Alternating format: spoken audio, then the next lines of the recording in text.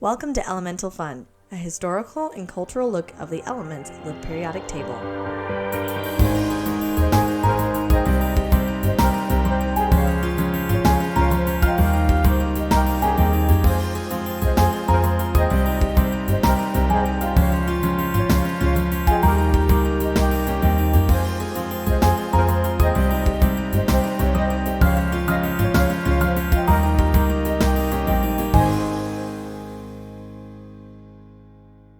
Hello and welcome to Elemental Fun. My name is Grace. My name is Cindy. And we are coming to you not live from a global pandemic. But we're going to talk about science stories. Our homes separately. Yes, if there's any delay or overtalk, that's because we are Skyping each other and doing Other person. No, we have seen each other in person. Right, but 6 feet masked outside. Walking. Yeah, all that walking. But we're not going to record together. No, not inside. Anytime soon. So, but we're doing a science stories today. Yes, science stories. Yes. So I have two short ones, and you have a shorter one. Yes. So I'm going to start off. Go for it. And I found this cool thing about zebras. Yes. Do you know why they have stripes? To confuse the predators when they're together and they can't tell where one ends and where the other begins. That's what people kind of think, but nobody knows. It has baffled scientists forever. All right. Right? So they now have I love the topic of this. The mystery of why zebras have their stripes has baffled scientists. Now, a dazzling answer. But wait, I thought my answer was true. The Kratt brothers have let me down. Oh, yeah. So they've looked at a bunch of different ones as to why. They've examined, and this is the Professor Tim Carroll at the University of Bristol School of Biological Sciences has examined and discredited many popular theories, such as using as a camouflage from predators, as a cooling mechanism through the formation of convection currents. Which never heard that one. I know. I was like, wow, I don't think it's that complicated. And a role in social interactions. So those are all been kind of discredited. So why they think the stripes confusing the predator, they don't think it's that because it's too flawed when looking at the scientific data. So I guess they looked at that and it really just doesn't pan out that that's really what happens. So instead, mounting evidence suggests that it is parasitic flies that are confounded by the zebra's distinctive pattern. To keep away parasitic flies. Yeah. So what's cool? So think about they can be confused by the stripes, but a lion can't. Well, I suppose they could, but that's not the driving force as to why. Because the lions still kill zebras all the time, Valid. So do they not have parasitic really flies on them? The zebras? Yeah. So what they looked at is these blood-sucking horseflies, which if you've ever seen a horsefly or been bitten by a horsefly, it hurts like a they're nasty. Yeah. The researchers looked and they saw that these horseflies would approach horses in striped rugs as often as plain rugs, but they failed to land or slow down when they got close. So they'd go like, oh, it's a horse or it's a zebra, whatever. Okay. But then when they got there, they're like, where's the ground? I can't see it. I don't know what's going on. So think about a barber pole. Okay. All right. So this is what's called the aperture effect. So it's an optical illusion for human vision, and it's also known as the barber pole effect. So the moving stripes on the rotating barber pole make us think that it's continuing to go up when it's not. Right. Right? Yes. So they set out to see if this illusion takes place in the eyes of biting flies that come to land. So they're going down. They're like, oh my God, the ground is moving. It's like they're drunk or something, right? Why is it so dizzy? I don't know what's going on. So as any fly approaches its landing surface, it adjusts the speed according to how quickly the surface expands across its vision, right? Okay. Right? So you can slow down and control the landing as you think about that. You're landing down, you're like, okay, it's getting closer, closer, closer, closer, closer, and there you go, right? Right. But the stripes could disrupt this optic flow through that aperture effect, making the fly think that the surface is farther away than it is, and thus not able to land or slow down. And just slam right into the Right. zebra. Or it's like, okay. So Okay, on the ground. Interesting is that they found that the aperture effect is not the mechanism behind the confusion of the flies. Because comparing the fly landings on horses wearing striped versus checked rugs. So it isn't that. But since that isn't the case, you would expect the flies to land on them without difficulty, yet they still don't. When it has that pattern, they can't. They will hardly land on checked or striped rugs at all. So the stripes themselves are not what's deterring, are not unique at deterring the horseflies. Other patterns can be effective too. So it's not specifically that the curving striped pattern, but it's just the pattern itself messes with their vision somehow. So even though it's not that specific aperture effect, it's something with how they will land on the horse or the zebra, and it messes with their landing. So to get zebras as their own species with their own stripes, unique to anything else, there must have been something that happened evolutionarily wise where there were like all evolution, there must have been like either those ones with stripes were not getting diseases from the horse flies, right, and that's what slowly weeded out ones that didn't, because it must have been an abnormality to begin with, because that's how evolution that's how it works. Like some mutation that some ancestor to the zebra popped out with some stripes like that. You may not exactly like that yet, but right, in that pattern, and those ones survived and did better because those parasitic flies, maybe that was really bad for the rest of that population, and they really, hurt them and they died. So then that one came out. So apparently parasitic flies are the driving force behind the patterns.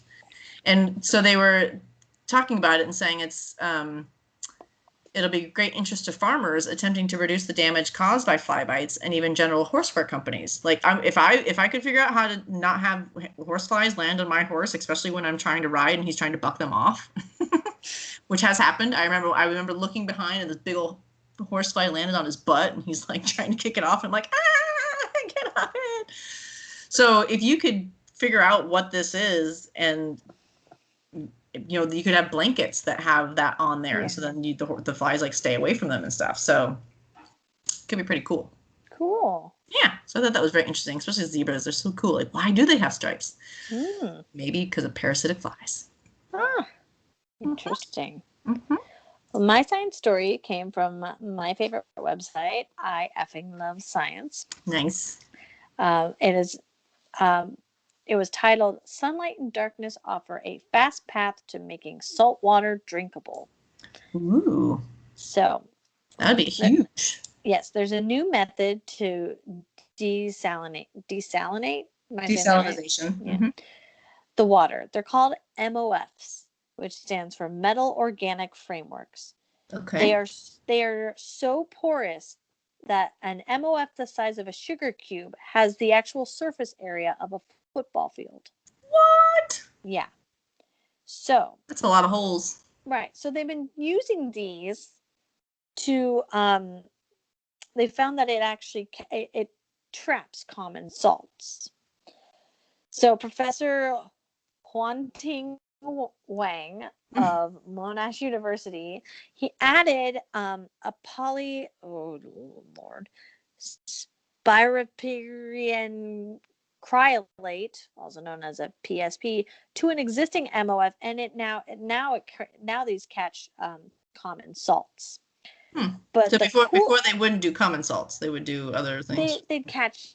Okay. I'm not sure but they were porous, and they might be. But this makes it catch common salts. Now the cool thing is like, you're like, okay, great, but then it gets full of salt and you can't use it, right? Right. Well, cool thing. Ultraviolet light releases the salt from the MOFs, making them reusable. So you just you collect all the salts, then you take it out and zap it with UV light, and then you have to pour a little water through it. Okay. Oh yeah, In the because light, then it releases it and it goes out with that water. yes. Mm. So, it uses very little energy. You just need the water pump, right? Okay. And it only takes 34 minutes to go through a cycle. It takes 30 minutes to filter the water Mm-hmm. and 4 minutes to flush it clean Okay. in ultraviolet light. So, there's some setbacks. It's not ready yet. And here's some of the setbacks. It works best with more brackish water and not ocean water. Not full They found salinity. that full ocean water, it took so much water to flush it out that it was like not really useful. But they're hoping to get it to the point where it can do salt water, but it can do brackish water. They found Mhm. that this kind of filtration system could work in a household. Its potential to clean bore water or city water that's entire supply is not quite adequate. Hmm. So some of the problems as well is as of now, like long term, these MOFs um, are only used 20 to 30 times before they kind of lose their ability to um, trap the common salts. Okay. So that like long term wise, they're not quite there, but it's good potential. Mm-hmm. And Wang is also hoping to explore whether other pollutants, such as bacterial contamination, can be used Hmm. with these. And so it might be I'm going to use this, 30 times, and then I might need to make a new one, but it will clean my water for those 30 Mm. times. Interesting. So I just thought that was really cool because the amount of fresh water in our world is very limited. So you know what only freaks me out though, and I don't know if this is really founded, but we talk. Yes, fresh water is a valuable resource, and we don't have enough of it in many places. But like, if everybody went to then desalinating, like if every single person on this planet did that, like we'd run out of ocean. I mean, I know we wouldn't, but it seems like there would be more consequences to that than we're thinking about if that was the only way we got fresh water now. Well, I don't think we'll ever get to the point because of our water cycle where we would only be dependent on I don't know, we're humans are pretty talented at messing things up. valid. That is a valid point. Um, what's really funny is in my notes, they're called MOFs, but then Mhm. halfway through my notes, I started using the acronym MOUs, which is actually a bargaining term for the teaching. Oh. It's like a special bargaining contract that the union makes with school districts, and Wait I a was like, minute. it's like What does this have to do with desalinization? why did my acronym change? Oh, that must have been on my mind a little. um, yeah, you're right, Cindy. We're pretty good at messing things up. I'm a little concerned. Like, what is this PSP? What is the MOF made out of? Is there Right, that's what I any was going to ask too. possibility Like, what that is that that? could be Yeah, toxic? right. It didn't really go into it. It's just Mm, a new potential research that's coming out. right. I mean, And it of could be great, course, especially for areas where like the water is really an issue, and so if you can get fresh water from that, that's fantastic. right. And not from like the ocean, but just more Right. brackish water that, and he said that he took some water that was too salty to drink. Mm-hmm. It Yeah, was this is bad. Yeah. damaging. Right. And he put it through the system and was able to drink it. It became Huh. pure, Interesting. pure-ish. So, you know, he's Yeah. it's not a Yeah, but see, the discovery. things too with brackish water though too is a lot of times that is areas that are smaller and more. It's more delicate because there is a difference of how much water is there as to how brackish that water is, right? So if the water evaporates off, if it's really shallow, you're going to get the water that's left there is going to be more highly salinated because some of the water is evaporated. So if Mm-hmm. you're not taking large amounts out of that, how is that going to affect at the ecosystem level? What's happening to the animals there and the water that's left and how that works is interest to me. Yeah. Well, I don't know how. I'm thinking it's more for just um, the possibility of already established homes or cities Right. Okay, yeah, where we're the not like just water's going in just and not raping the nature. right. We're not just going in and like taking the ocean water and being like, Right. bye, who cares, ocean? You know we probably can't run out of ocean water though, right? No, I know that, but it's just it's not logical side of my brain that just imagines everybody taking everything, and that at some point, if it wasn't getting replenished, it would just go away. And obviously Yeah. it does get replenished, but there are limits to things. Yeah. So, and there are Well, 7 billion people on the planet. So, I have a feeling when we get to that point, there's probably going to be quite a few catastrophes that have already knocked our numbers right. down significantly. So if everyone in the world did that, it wouldn't be as big of a number as it is now, Right. unfortunately. Yeah. So there's that. Yeah. That's the As long as our bright water side. cycle keeps going, it'll still cycle around. All right, let's go to Cool. your story, your second Well, story. this That's is all I actually got. fun because that goes straight into mine, because now we're going to talk about dolphins Okay, that that's live perfect segue. in the ocean that will have plenty of Uh-huh. water. I see what you did there. You see? Clever. So this one was cool because it's about a dolphin, first of all. That's what makes it cool in the first place. Cindy's not biased about dolphins Not at at all. all. It's like Here it she has a is. porpoise or something. I see what you did there. I study porpoises. That's why that's funny. It's not funny that you had to explain it. No. Um, so this one is about a dolphin and about their blowhole. So just a brief cover here of Bio 101. Bio 101 of blowholes. So there's the mystici, the baleen whales, and they have two blowholes, but it's one hole, and then it has like two holes within that. So it looks like, your nose, like there's two nares basically at the top, right? But and odontocetes, the whales, the dolphins and porpoises and toothed whales, they have one blowhole. So there's just one hole at the top. Okay. So that's the basis of why this story is cool. So the scientific paper came out, and it's this pantropical spotted dolphin, Stenella attenuata. So again, it's supposed to have one blowhole, and they have these pictures, and it's got two distinct blowholes. So not even like the mysticete where you have one hole that has like the two nares. It's got one blowhole and then a little mini blowhole next to it. So And just random has another blowhole.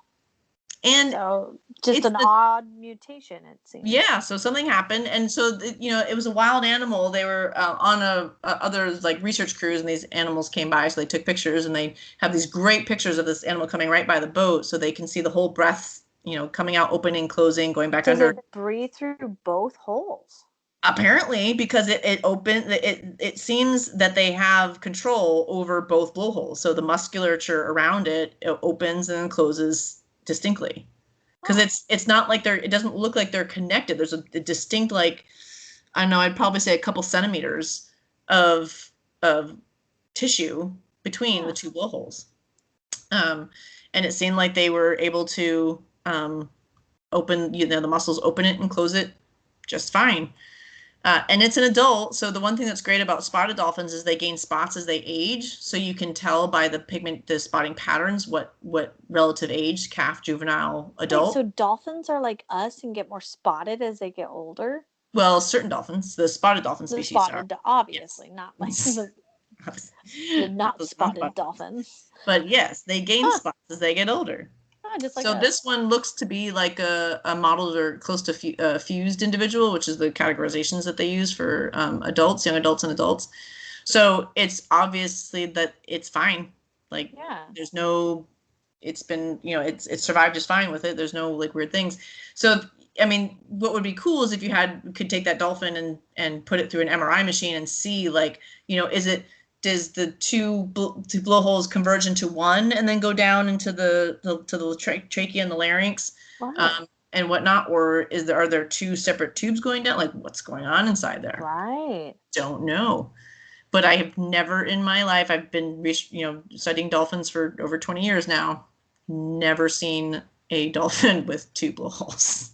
Wow. So that was super cool. That's just kind of confusing. It is. It's like, Did they tag it? Is there any way that, I mean, or do dolphins not really show up like when they die? Like, are they like orcas where like you can't find their bodies unless they like get trapped yeah, on the so that's a shore? problem with cetaceans, whales, Yeah. dolphins, and porpoises, is that the majority of the animals that die will never know, because they will either sink to the bottom, or get eaten by other things before they land on shore anywhere. And pantropical spotted dolphins are generally found in more open ocean, deeper areas. So the ones that strand or that you find dead animals of are going to be ones that are closer to shore, where the winds and the sea state will wash it up to a point where it's a fresh animal, so you could actually see what went wrong, versus, just a nasty carcass that goes up. Yeah. So these guys aren't ones that you generally are going to find. They're, in the depth is, 1,500 to 10,000 meters. So Wow. they're not likely to wash up on shore. So yeah. Yeah, I wondered This about was that. off of Brazil is where they saw this Ooh. in the Atlantic. So it's pretty cool. And the pictures are really cool. They're really super clear. But yeah, so the dolphins got 2 blowholes. I thought that was really cool. Ah. Yeah. Yeah, I remember you talking about that on our walk the other day. You Mm-hmm. said that the paper was poorly written. But Well, not really say poorly written. It's just really technically written. And so I guess you could think of it poorly written in that it's really hard for a lay person to read, and even a scientific person. It was hard for me to read, and I'm a marine mammal scientist. It was just very anatomical in how they were explaining everything. And I know about anatomy, but not to that detail of things. That's ironic though, because like they weren't able to see the actual anatomy of the animal yet. They're going into such depth about the anatomy. Or was it more theorizing about it? Was theorizing about the different things and the different parts that it could be connected to, and that kind of stuff. And I'm like, I just have a hard time following this. You're like, the blowholes connect to the right. It's got a pipe monkey that lip. goes I know down. the monkey lips and the goose beak, and the fact that the esophagus and the trachea are separated, because that's what a thing about dolphins that they have. But beyond that, it got a little bit hard to follow. Yeah, but I'm like, they breathe through a hole. That's all I know. So it's called a blowhole, and they do that. Yeah. So, Cool. yeah. I love how you pick animal stories.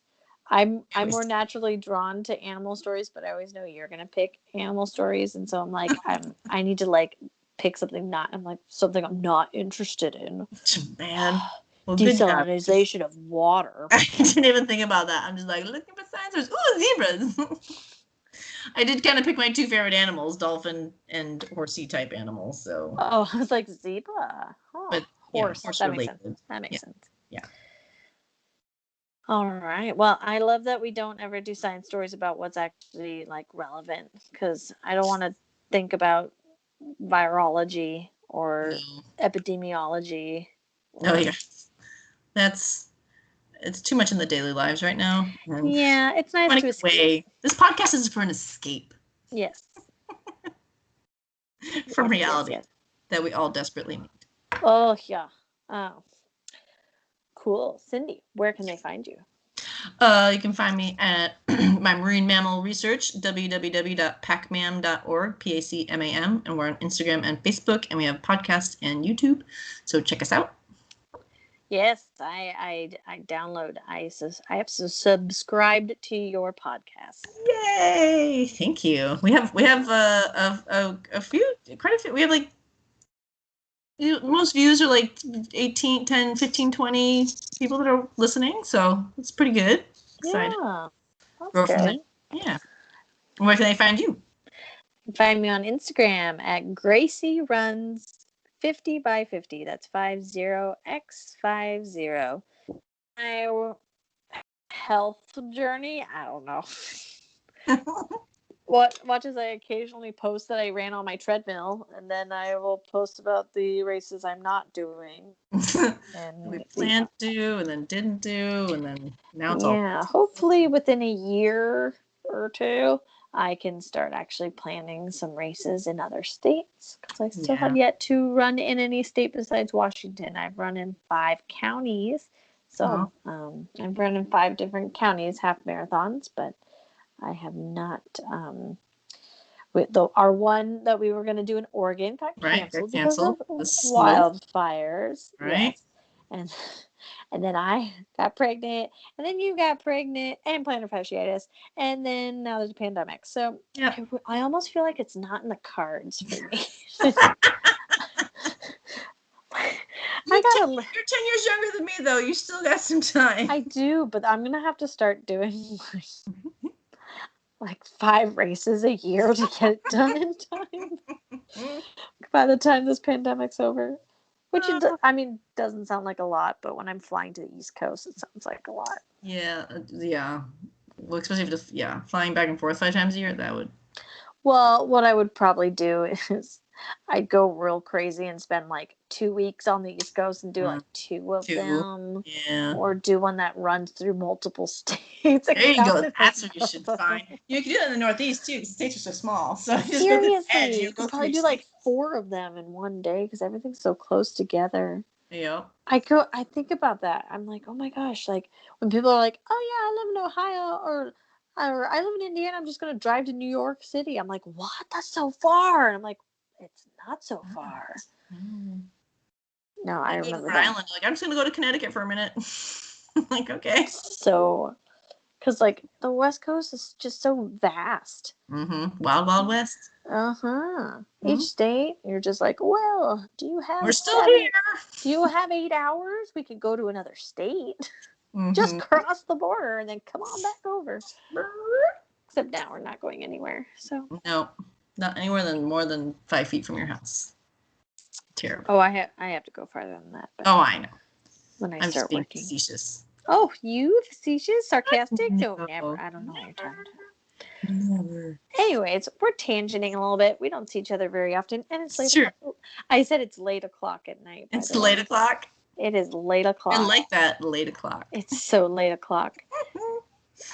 So please like our podcast, subscribe to our podcast, so that when we finally drop episodes, you will be the first to know. Did I tell you, Cindy, I disappointed my coworker who listens to our podcast because I think, did I post something or did you post? We posted something about chemistry. Oh yeah, I think you did. And you're like, oh, he's like, oh, is that the new podcast now? Yeah, and then he's like, I thought there was a podcast out. You tricked me, and I'm like, sorry. Oh, because I had posted around the 4th of July about the different fireworks and the different chemicals that make the different colors. Magnesium. I was like, this is really fun. And then he's like, oh, I thought there was a podcast. And I was like, oh, my one fan. Well, I'm gonna have to remember how to splice it all together because it's been a while since I've done my editing. It won't take that long, but I just have to be like, wait. How do I do this again? Yeah. So you can listen to us. Obviously, if you're listening to us right now, you can listen to us at Apple Podcasts. We are also on Spotify. We are moving away from Podbean and into where? Anchor. Oh, Anchor, but it'll nobody, the users shouldn't have any issue.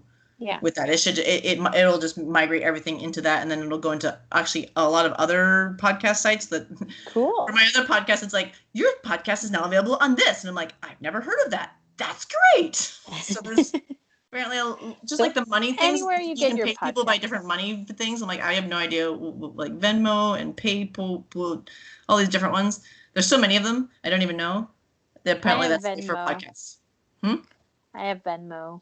Yeah, I did, just because I had to pay somebody, but there's one other one that I used, but there's like lots of them, and I didn't know. There are a lot of them. I'm like, what? I'm so old. I'm starting to feel old. Yeah, and I'm not even that old. Like all these podcast ones, I'm like, I've never heard of these things. Like the Spotify and Anchor podcasts. I mean, Apple and Google. Like, what are you talking about? Anyway, we start off. We're like, we're on YouTube. Yeah, exactly. That's where we go. All right. Well, thank you so much for listening. I'm hoping, I haven't talked to Cindy about this yet, but I hope we do poisonous. We do one about poisonous chemicals next. Ooh, that'll be good. Poisonous elements, Mhm. arsenic, and I think that's a good one to do. some other ones like that. That might be fun.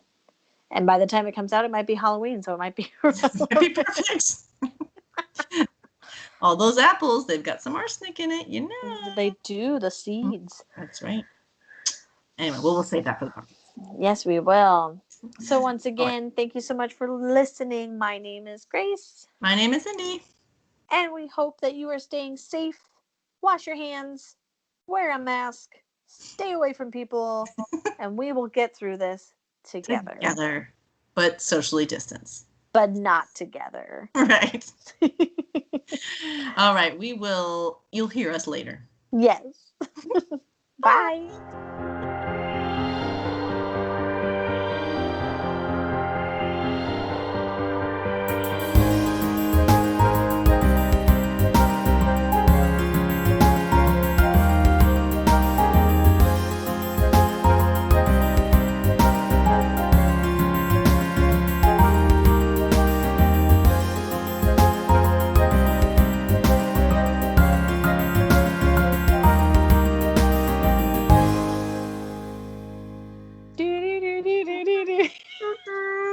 All right, 56, 55.